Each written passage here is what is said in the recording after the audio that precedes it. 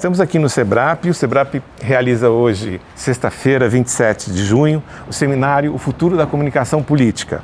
Para discutir o tema, o SEBRAP convidou as jornalistas Patrícia Campos Mello, aqui do meu lado, e Maia Fortes, além do professor Paulo De Moro, do Mackenzie. Patrícia, o que você pretende abordar na sua fala?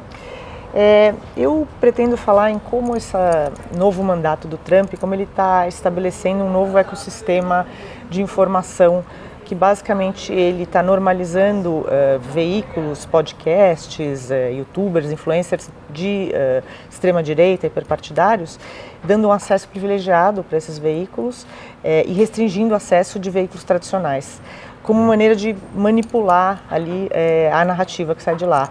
E acho que é importante a gente prestar atenção, porque como muitas dessas coisas são exportadas, né, para outros países, é importante a gente dar uma olhada, ver se de repente vai chegar aqui em algum momento. No Brasil, Patrícia, a gente viveu no Brasil um período em que a propaganda eleitoral gratuita era fundamental, tá certo? E hoje as redes sociais já ultrapassaram, em termos de importância política, a própria propaganda eleitoral.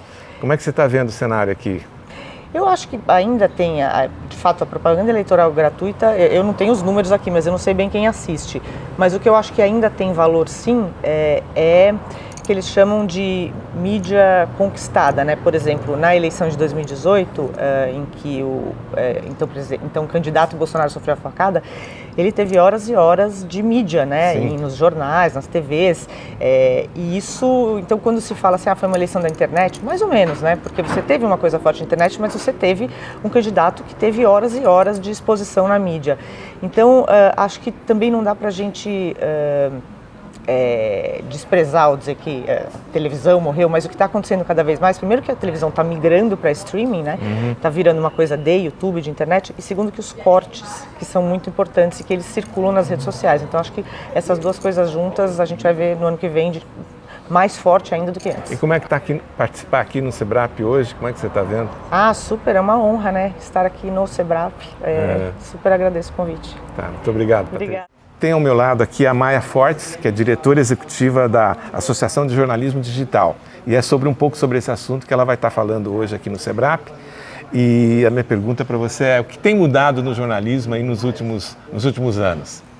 Muita coisa. Acho que o jornalismo mudou profundamente nos últimos anos. Desde o advento, né, da internet e da democratização do acesso à internet, o jornalismo passou por um processo muito vibrante de criação de novas mídias. Então a gente tem um número bastante grande de novas organizações de jornalismo no Brasil e no mundo que surgem, né, com a internet, que já vem com um desafio de acesso a verba, receita, mas que já vem com uma perspectiva de experimentação e uma possibilidade de testar e produzir coisas novas muito grande, né?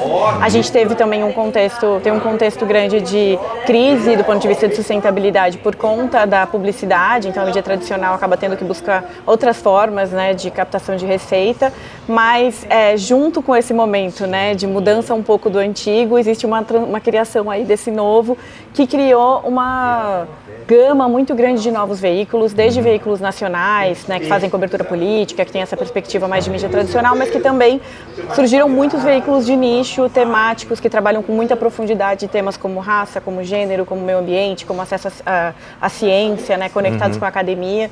Então a Jora, ela representa esses novos veículos, mas também lida com esses desafios que a gente vê e também uma cultura histórica de um afastamento, né, do jornalismo tradicional da população e, por que não, também da discussão de políticas públicas, né, de como o acesso à informação é relevante para que a gente possa viabilizar direitos, por exemplo. Então a gente tem trazido também um debate importante sobre como fomentar esse contexto vibrante de novos veículos e de novos conteúdos sendo produzidos a partir dessa ideia de que o jornalismo produz conteúdo de interesse público para a população. Como é que é participar desse debate aqui no SEBRAP?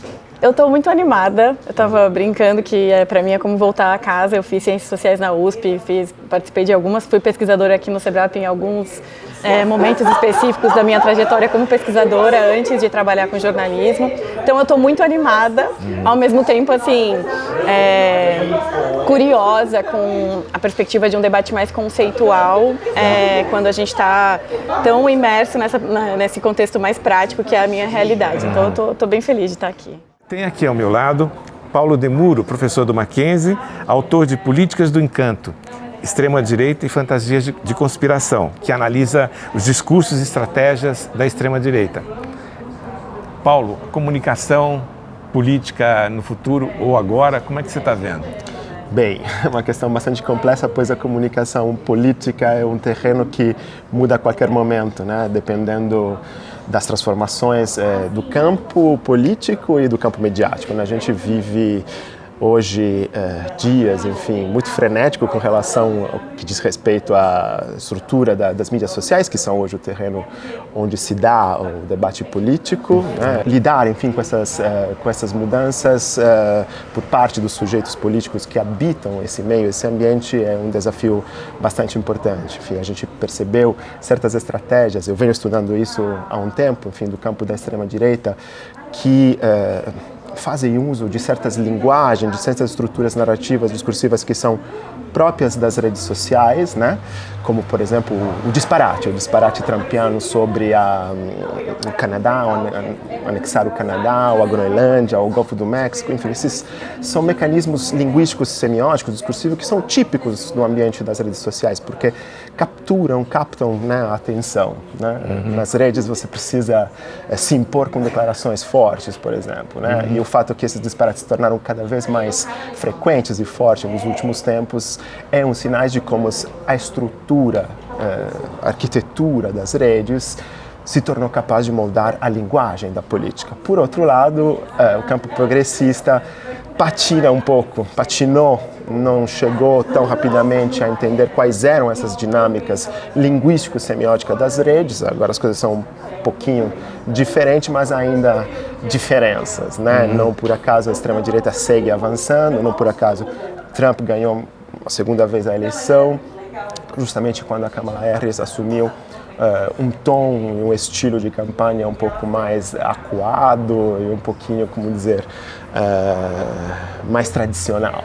E participar desse debate hoje aqui no SEBRAP, como é que é para você? Uma experiência fantástica poder dialogar com a Maia e com a Patrícia, né, de perspectivas diferentes, né, da perspectiva do jornalismo, no caso delas, e da perspectiva do estudioso das linguagens, né, da semiótica, como no meu caso. Então, acho que vai ser um diálogo bastante vamos dizer, profícuo e interessante. Espero que o público goste. Muito obrigado, Paulo. Eu que agradeço.